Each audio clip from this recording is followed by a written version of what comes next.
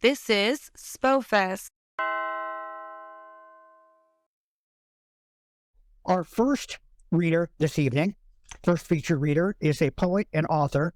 He's made a career performing with countless poets, musicians, actors, dancers, and other performance artists. He heads the musical poetry ensemble, Art Compost, and the Word Mechanics, which performs every Sunday night, inviting other poets to join in their poetry musical jams.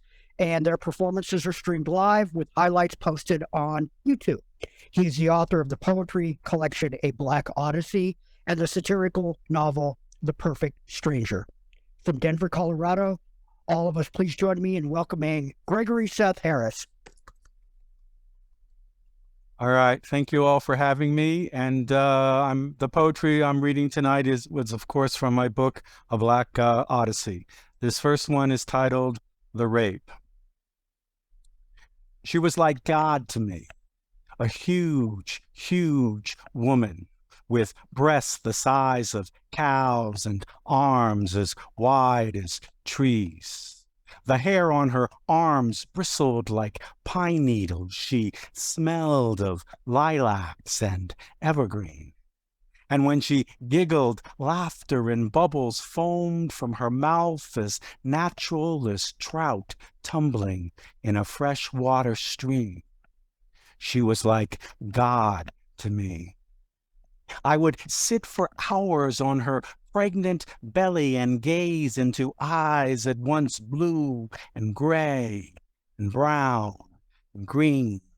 I would hike upon her mountainous bosom, roll down her soft brown flesh, make snowmen from her dandruff, and find myself where I had been, not lost, only hidden.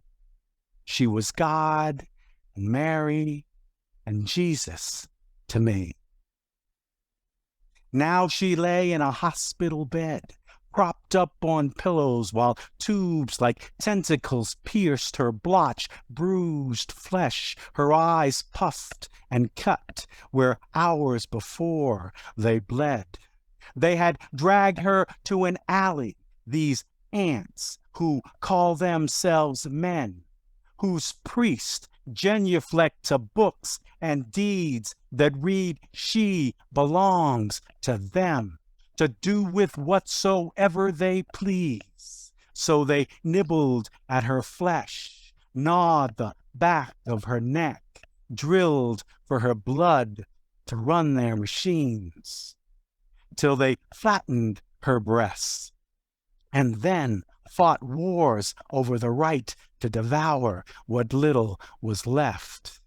Yet she, who was like God to me, smiled, even though to smile was to strain, and she reached to pluck the tear from my cheek, for it was not her fate, but mine she feared, she who is God to me. And this one is titled Wildflowers. Imagine you're a young Arab man on your wedding morning to a bride that you have never met. Wildflowers. Wildflowers in a forest of sorties. My bride comes to me in low skirt and veil. Our fathers barter with goats, sheep, and missiles, while I wonder how thick her ankles, how raven-like her hair. The goat-footed nomad blows his hollow hornpipe while holy men wallow under shade of troubled trees. A scud whistles by like an emin come to wed us. I wonder, come the night, if a patriot will stiffen and rise to the occasion. My mother hums the tune of the Tigris River and consoles me with tales of her wedding nights. How fear, apprehension turned to pain, to blood, to bliss. How acceptance dulled her sorrow and love for her children made tolerable a tyrant. With Allah, she said, there is always collateral damage. There were surgical strikes long before there were B-52s. Still, vain dreams of youth muse of love's sanctuary, in a bride of morning smiles, in a wife as moist as pomegranate juice? Will we barefoot through the desert where worms follow and eye us, where the stained glass of history makes red the shame-faced moon? Will our children have their wrists tied with yellow ribbons while the hooks of democracy reel in fascist loaves and fishes to be divided equally among the starving multitude? Wild flowers in a forest of sorties, my bride comes to me in low skirt and veil. Our fathers barter with goats, sheep, and missiles, while I ponder how thick her ankles, how raven-like her hair.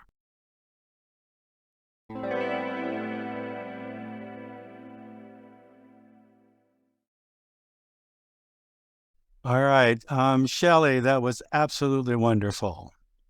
I'm going to read now just a little section from my satirical novel, The Perfect Stranger. I wrote it mainly to be funny, but there's a serious side to it. It's a parable stuffed inside a social satire. This opening gives you an idea of both my lead character and the town that he enters, The Perfect Stranger. From the first, he offended us. Without meaning to, I'm sure, but still, the very sight of him was repugnant. Though no one could quite say why, not a one of us could point her finger and say, that's it, there it is, that's why he annoys us so. Those inclined to speculate blamed it on his walk, it being disjointed somehow, as if the lower abdomen or the hips perhaps were stiff, even paralyzed. This made his body jerk rather like a cocky chicken as he groped his way through our narrowed streets. Still, his gait was no different from many of us, from most of us, in fact. Maybe it was his hair, an unkept tangle of knots shooting out in all directions as if his head were on fire. Or perhaps his dark, sullen stare, eyes blacker than ravens, feathers dulled by dust, seeming not to look at anything exactly. Whenever he tramped through the animal prison, or paused to pet a statue, whenever he loitered in a public restroom where we watched him through the mirrors, whenever his eyes brushed against anything, it was as if he looked but didn't see. He's too tall, our Aryan pygmies complain. Why, you'd break your neck if you was to look him in the eye. He needs to be brought down to his knees.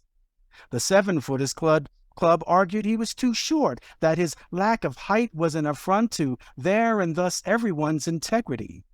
A torture rack was recommended to stretch him to a more suitable length. If you ask me, Sidney Welps of S&M's Boy Skin and Tanning Salon expounded to patron at Gus's barbershop lingerie boutique, he's too skinny. The more fat, the more skin. And skin is good. Skin is gold. Skinny's fine, Lou Swire, head of our Department of Walls, countered. I think it's sinful he going around talking to himself, especially when there's so much to be learning just listening to what all the fine folks round here have to say about this, that, and the other. And the rest of us agreed. We knew that should we ask, he'd have no opinion about the weather, that it could rain or snow or yodel for all he cared. Neither was he likely to support our cause. But then neither would he side with our opponents. In fact, all factions were convinced he had no opinions worth even the breath it might take to utter them. He may as well not exist, a 2/3 majority concurred. Only he did, thus requiring food, shelter, clothing, all of which, had he not existed, would have meant more for the rest of us.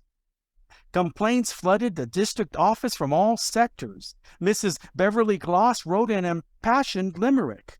Old man Crossstilts refused to eat his supper or take his medicine. Several members of Penis Envy Anonymous went on diets, a few even losing a pound or two.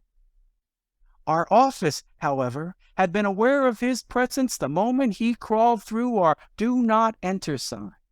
He was not the first, and no doubt not the last, to slip past the mines, the barbed wire, the watchdogs, our blatant lack of welcome signs.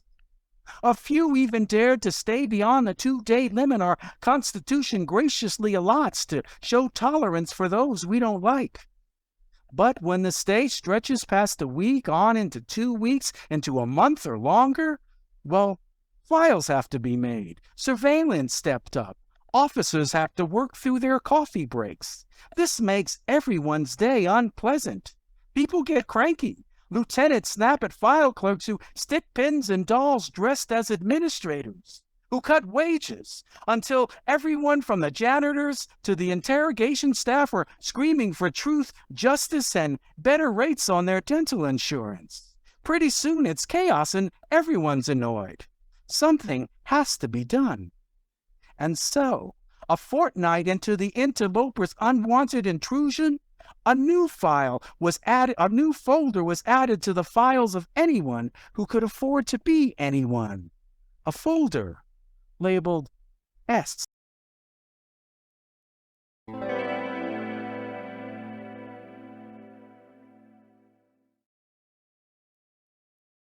Why do you think the revision process is so important in writing? Well, rather than answer that directly, I'm going to say this. Most of you are poets, so you're probably aware of Kerouac, and Kerouac's principle of first thought, best thought. The idea being that you need to trust whatever comes out of your head. You simply let it flow. You don't try to direct it. You just trust it and you go with it. And your first drafts should be first thought, best thought. And that's the way I write. I simply trust what is coming out of my head and I just get it down on paper. But another great influence in my writing is Flaubert. And Flaubert had the principle of the right word. And I have found in my writing that once you find the right word, once you find the right phrase to express something, there is something about the writing that resonates. And not only do I feel it when I write it and have it read it, but the audience feels it. Those tend to be the lines that people will point out to me. So for me, the actual best part of the writing process is the revision. I spend hours and hours just looking for the right word, looking for the right phrase until everything in whatever I am composing seems to resonate to my mind. And once it resonates to my mind, then I know it's done.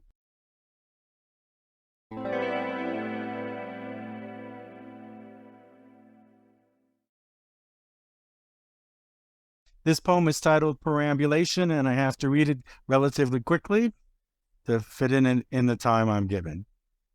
Perambulation. He walked.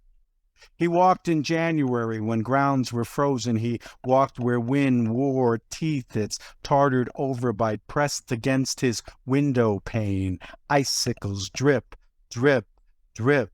Dripping, silver, muffled screams. He walked when hurricanes blew young, when bees sang and birds with melody stung. He walked through buzz and babel, teetering as earth quaked, marching to the heartbeats of each different ache. He walked where skies were blue, eyes bluer, souls bluer still, where tornadoes scribbled with fine point cursive letters of hope, divided by disappointment, then multiplied by zero.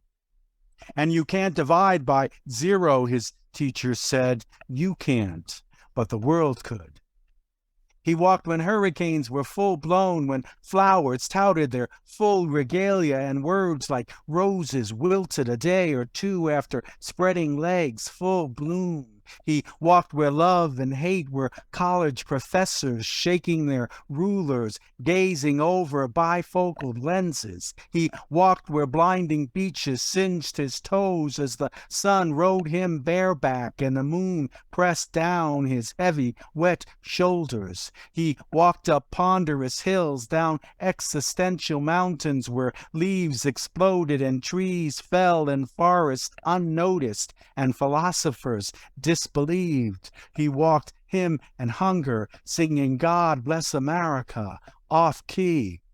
knocking door to door on Halloween, dressed in his compromises, opening wide a bag of barely recognizable dreams. He walked, scraping his knuckles, tossing bits of his flesh at cackling geese. He walked till the gods of pro and con lay fat and lazy, though unappeased, as he walked the Thanksgiving turkey, sifting through potatoes, carrots, and peas for the gobble, gobble, gobble that would make okay what by any other name would still be sung. My country, 'tis of greed. He walked till Wall Street fell the last Christmas tree. And still he walked, dragging his feet, casket heaved on one shoulder, flicking a butt at a white-haired priest as he leaned on the shovel, patiently waiting for the gravedigger to take a pee. And he walked as stars fell like snowflakes, galaxies melted like ice cream, God's long tongue licking his face. He walked till nothingness became his first, his last, and middle name.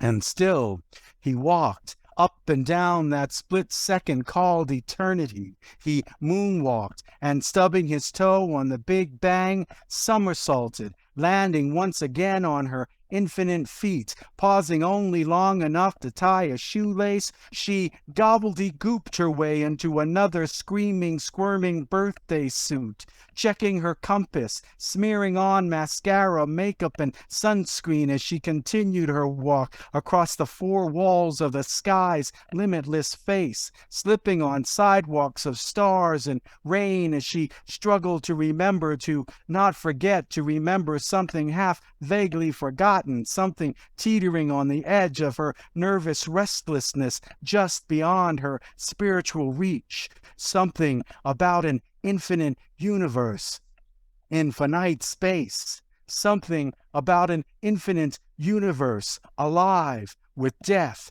and decay, something about an infinite universe, God, a schizophrenic you never outwit, something about an infinite universe with all the comforts of Dante's Inferno, and never, never, ever a permanent place to sit.